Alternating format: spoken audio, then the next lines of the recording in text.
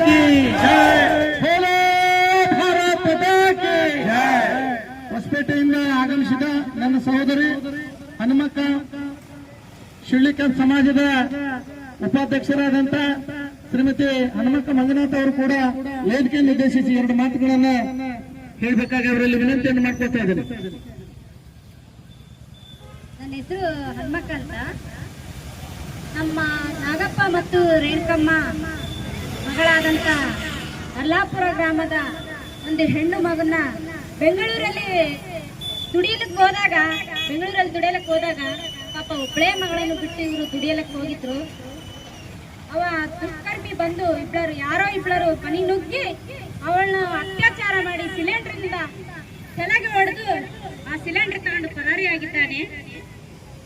ಅವನಿಗೆ ಗಲ್ಲು ಶಿಕ್ಷೆ ಆಗಬೇಕು.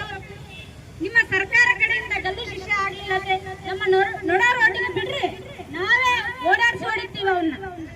ಯಾಕೆ ಹೆಣ್ಮಕ್ಳಿಗೆ ಮರ್ಯಾದಿಲ್ವಾ? ಒಬ್ಬೊಬ್ರೆ ಓಡಾಡ್ಬಾರ್ದ ಹೆಣ್ಮಕ್ಳು?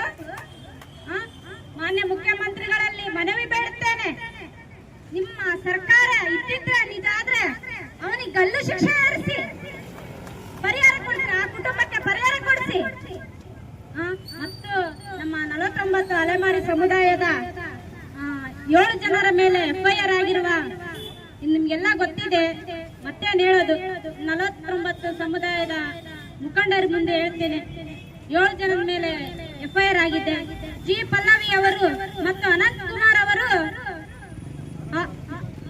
ರಾಜೀನಾಮೆ ಕೊಡಬೇಕು, ಅವರು ರಾಜೀನಾಮೆ ನೀಡಬೇಕು. ನಮ್ಮ ಅಲೆಮಾರಿ ಸಮುದಾಯದವರಿಗೆ ನ್ಯಾಯ ಕೊಡಬೇಕು. ಹಾಗೂ 7 ಜನರ FIR ಅನ್ನು ಅವರು ವಾಪಸ್ ತಕ್ಕಬೇಕಂತಲ್ಲಿ